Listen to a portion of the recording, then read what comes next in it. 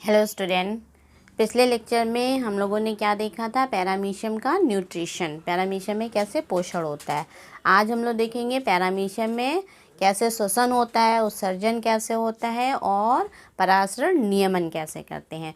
तो आज हम लोग क्या डिस्कस करेंगे? Respiration, excretion and osmo regulation in paramecium.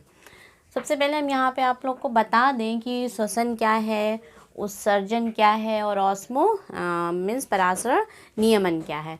श्वसन में ऑक्सीजन ली जाती है और कार्बन डाइऑक्साइड बाहर निकाली जाती है श्वसन की क्रिया में। उत्सर्जन की क्रिया में क्या होता है? उत्सर्जन की क्रिया में जो कैटाबॉलिक उत्पाद होते हैं, जैसे नाइट्रोजन वेस्ट होते हैं, जो नाइट्रोजनस पदार्थ होते हैं, उनको बाहर निकाला जाता है। और ऑस्मो रेगुलेशन में पानी जो पैरामीशियम में बहुत ज़्यादा आ जाता है तो पानी को वो कंट्रोल करते हैं। मीन्स जो अधिक जल की मात्रा है उनको वो कंट्रोल करेंगे, मीन्स नियमन करेंगे। और किससे करते हैं कंट्रोल? ये कॉन्ट्रैक्टाइल वैक्यूल के, संकुचनशील धानी होती है, उससे करते हैं। तब आपको क्लियर हो गया। रेस्पिरेशन, इसमें ऑक्सीजन ली जाती है, कार्बन डाइऑक्साइड बाहर निकाली जाती है। एक्सक्रीशन में जितने नाइट्रोजनस वेस्ट हैं, जैसे इसमें पैरामीशियम में क्या नाइट्रोजन वेस्ट होता है? अमोनिया। तो अमोनिया को बाहर निकाला जाएगा। और ऑस्मो रेगुलेशन में जो जल की अधिक मात्रा है उनको कंट्रोल किया जाएगा। तो सबसे पहले हम रेस्पिरेशन देख लें। रेस्पिरेशन में क्या होता है?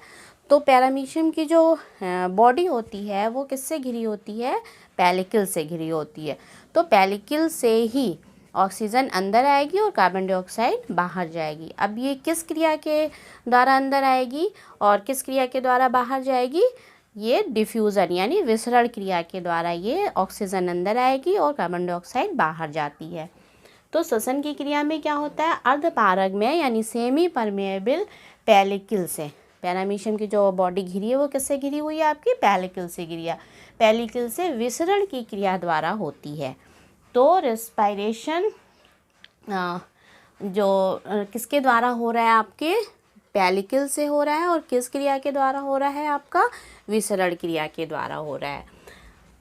जल में जो घुली हुई डिज़ोल्व ऑक्सीजन है वो जो है शरीर के अंदर विसरित हो जाती है, पेलिकल से शरीर के अंदर विसरित हो जाएगी तथा कार्बन डाइऑक्साइड और जितने कार्बन डाइऑक्साइड है वो क्या हो जाएगी? विसरण क्रिया के द्वारा बाहर हो जाएगी।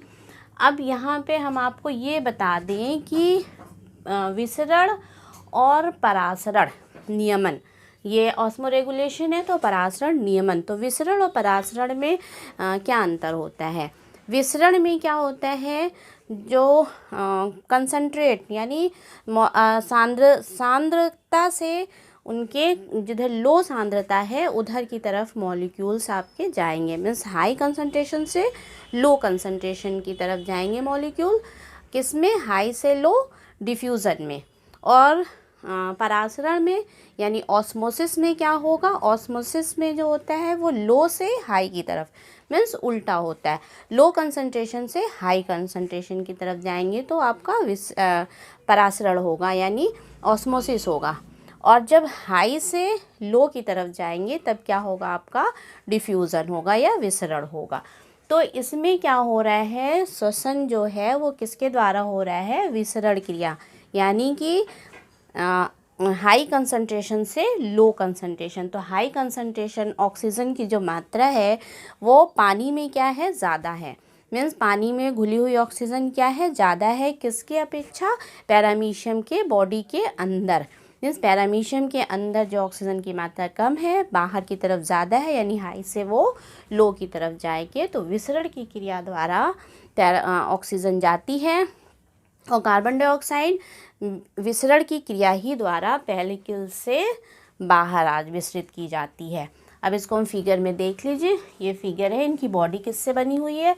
ये बॉडी इनकी पेलिकल से घिरी हुई है। ये जो इनकी मेम्ब्रेन है वो किसकी है? पेलिकल्स की बनी हुई है। तो पानी में ये पानी है, डिज़ोल्व ऑक्सीजन है H2O। तो पानी में जो डिज़ोल्व ऑक्सीजन है वो डायरेक्ट जो है पेलिकल से विसरण की क्रिया द्वारा अंदर जा रही है और कार्बन डाइऑक्साइड जो है वो विसरण की ही क्रिया द्वारा बाहर आ जाएगी।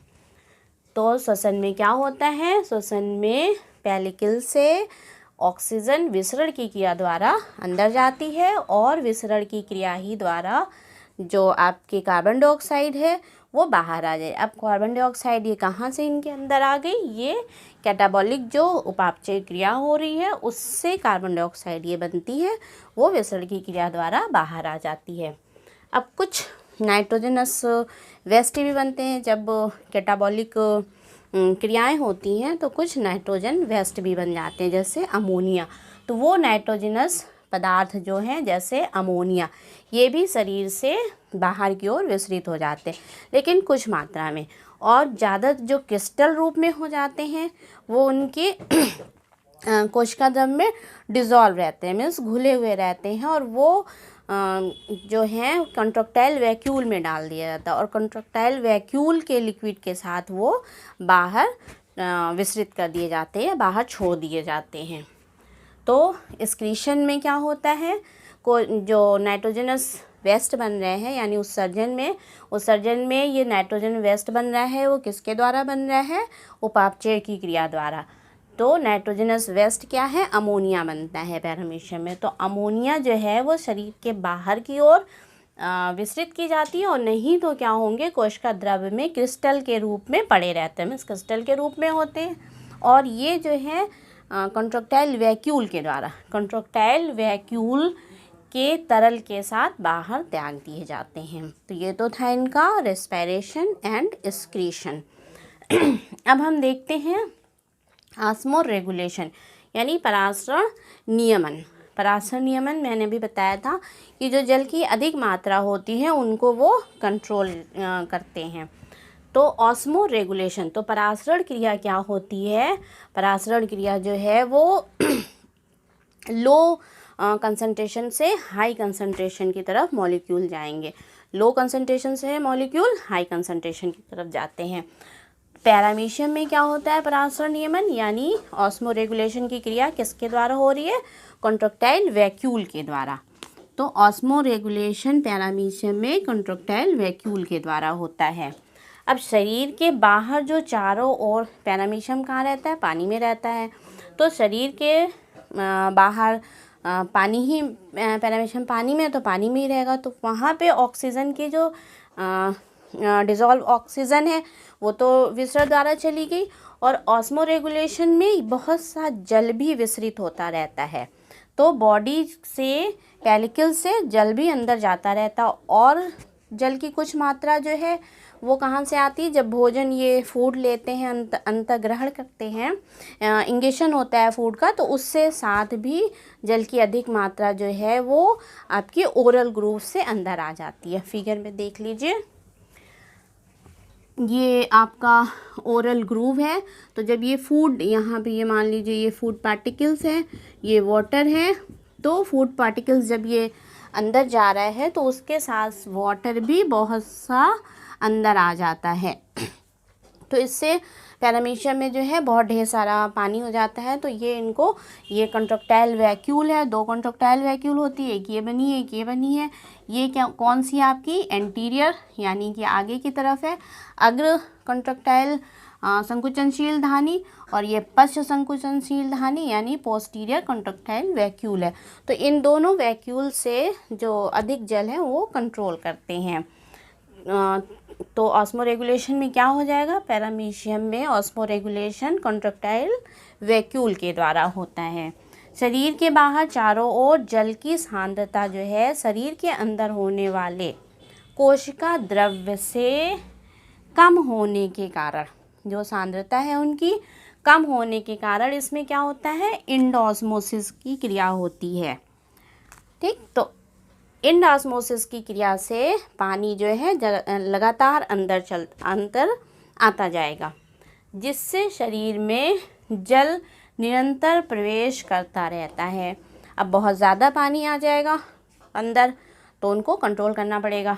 और दूसरे पानी कहाँ से आ जाता है, अंतर्ग्रहित, यानी जब वो फूड लेते हैं, अंतर्ग्रहित भोजन के साथ भी जल की थोड़ी मात्रा अंदर पहुँचती है। जल की इस अधिक मात्रा को किसके द्वारा, ये किसके सहायता से रेगुलेट करते हैं कंट्रैक्टाइल वैक्यूल की सहायता से। ये कंट्रोल करते हैं और कंट्रैक्टाइल वैक्यूल के द्वारा ये बाहर जल की जो ज़्यादा मात्रा है वो बाहर निकाल दी जाती है। अब कंट्रैक्टाइल वैक्यूल आपने यहाँ पे पोजीशन देख ली। अब यहाँ पे मैं आपको डिटेल से दिखा रही हूँ। कंट्रैक्टाइल वैक्यूल के जो है वो किससे लगी होती हैं, रेडियल आपके कैनाल से। तो 7 से 9 तक इसमें रेडियल कैनाल होती हैं, वो कंट्रैक्टाइल वैक्यूल से जुड़ी रहती हैं। तो जितना वाटर है या साइटोप्लाज्म में से जो वाटर है वो किसमें, आपके जो ट्यूब इंडोप्लाज्मिक कंट्रैक्टाइल जो वैक्यूल है वो किससे जुड़ी हुई है, आपकी रेडियल कैनाल जो है वो किससे जुड़ी हुई है, फीडर कैनाल से जुड़ी होती है। और फीडर कैनाल जो है वो नेफ्रीडियल कैनाल से जुड़ी होती है। और नेफ्रीडियल कैनाल जो है वो इंडोप्लाज्मिक रेटिकुलम। मीन्स ये जो कंट्रैक्टाइल वैक्यूल है वो यहाँ पे देख लीजिए पेलिकल के नीचे। मीन्स ये इस तरह से महीन सी जाल जैसा ये इस तरह से जाल पाया जाता है। और ये किससे जुड़ेंगे, आपके नेफ्रीडियल कैनाल से। नेफ्रीडियल कैनाल जो है वो फीडर कैनाल से जुड़ी होगी। फीडर कैनाल जो है वो रेडियल कैनाल से इस तरह जुड़ी होती है। फिर ये कंट्रैक्टाइल वैक्यूल से जुड़ रहती है। तो अंदर अंदर बिल्कुल जाल इंडोप्लाज्मिक की तरह जाल होता है, इस तरह से ये जुड़ी रहेंगी। तो सबसे पहले वाटर जो है वो किस में जाएगा, इंडोप्लाज्मिक रेटिकुलम में जाएगा।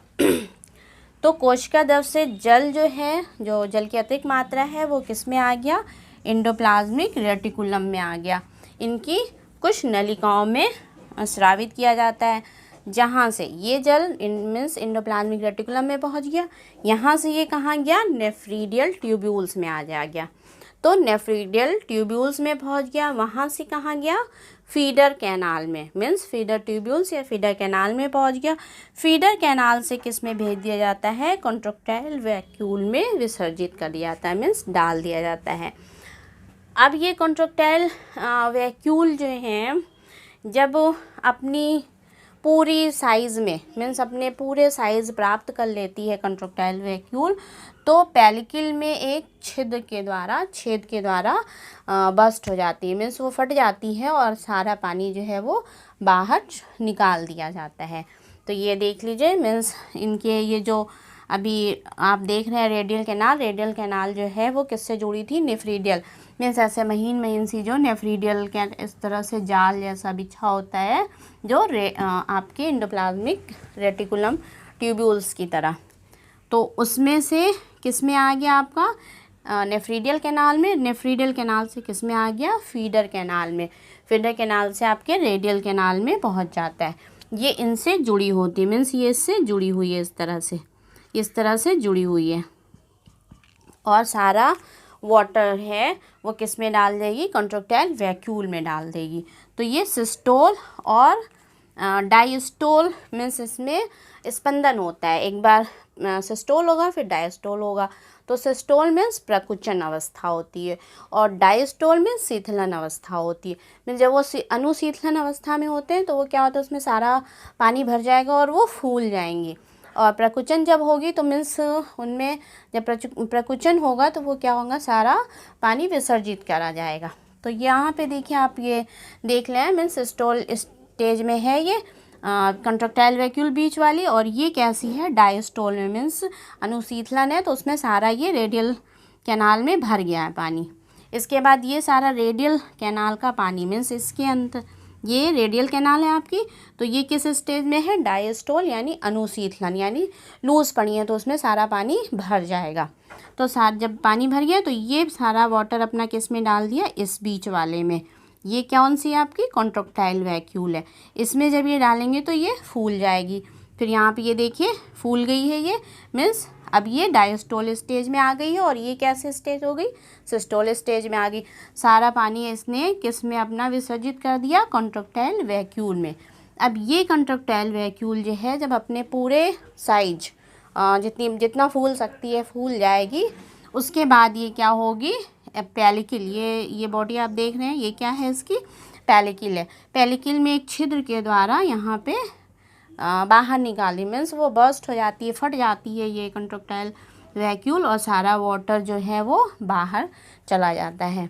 इस वाटर के थ्रू जो इनके अंदर ये जो अमोनिया बन रही है, नाइट्रोजनस पदार्थ जो है वो भी इसमें डाल दिया जाता है, इनके जो कोशिका द्रव्य का क्रिस्टल रूप में होते हैं, और वो भी इसमें ब्रस्ट का जब वो बर्स्ट होती है, फटती है, तो उसके साथ निकाल दिया जाता है। तो क्या होता है, जब अधिकतम अपना साइज कंट्रैक्टाइल वैक्यूल ले लेती है तो संकुचित होकर ये क्या करते हैं, पेलिकल के डॉर्सल तल पे पेलिकल में स्थित एक छिद्र द्वारा बाहर विसर्जित हो जाता है। अब जो एंटीरियर कंट्रैक्टाइल वैक्यूल है और जो पोस्टीरियर, तो जो पोस्टीरियर कंट्रैक्टाइल वैक्यूल है इनमें सिस्टोल और डायस्टोल की क्रिया जो है वो तेज़ी से होती है। किसकी अपेक्षा? एंटीरियर की अपेक्षा। मीन्स अग्र कंट्रैक्टाइल वैक्यूल जो है वो इसमें सिस्टोल और डायस्टोल की जो क्रिया होगी वो थोड़ी स्लो होगी, और पश्च में यानी पोस्टीरियर जो है इसमें क्या होगी, जल्दी जल्दी इसमें स्पंदन होता है। तो क्यों अब पीछे जल्दी जल्दी स्पंदन होता है? क्योंकि जो ओरल ग्रूव या साइटोफेरिंक्स से जो पानी आता है वो ज़्यादातर पानी जो है वो किस में छोड़ा जा रहा है, आपका पोस्टीरियर रीजन में, यानी पश्च भाग में जो साइटोफेरिंक्स से वाटर आ रहा है वो सबसे ज़्यादा वो किस में छोड़ा जा रहा है, किस भाग में आ रहा है ज़्यादा? पश्च भाग में आता है, इसलिए ये ज़्यादा जल्दी जल्दी स्पंदन करती हैं। तो अग्र कंट्रैक्टाइल वैक्यूल की अपेक्षा जो पश्च कंट्रैक्टाइल वैक्यूल का स्पंदन जो है वो कैसा होता है, तीव्र होता है, मीन्स बहुत जल्दी होता है। और क्यों? क्योंकि साइटोफेरिंक्स द्वारा पश्च भाग में ही जल की अधिक मात्रा छोड़ी जाती है। तो ये तो था इनका respiration, excretion and osmo regulation. तो रेस्पिरेशन एंड एक्सक्रीशन जो है वो कैसे हो रहा है? विसरण की क्रिया द्वारा हो रहा है। एक्सक्रीशन जो है विसरण पेलिकल से तो बाहर जा रही है अमोनिया, साथ में और भी कैसे होता है, आपके कंट्रैक्टाइल वैक्यूल के द्वारा भी होता है। मीन्स जो अमोनिया है वो किस में डाल के क्रिस्टल रूप फॉर्म में जो है नाइट्रोजनस वेस्ट वो किस में डाल जाते हैं, कंट्रैक्टाइल वैक्यूल के लिक्विड के साथ डाल दिए जाते हैं, उन्हीं के साथ वो बाहर आ जाते हैं। और ऑस्मो रेगुलेशन की जो क्रिया हो रही है, यानी परासरण नियमन की जो क्रिया हो रही है वो किसके द्वारा हो रही है? एंडोस्मोसिस के द्वारा होती है, मीन्स अंतः परासरण के द्वारा हो रही है। तो ये तो इनका respiration, excretion and osmo regulation. Thank you.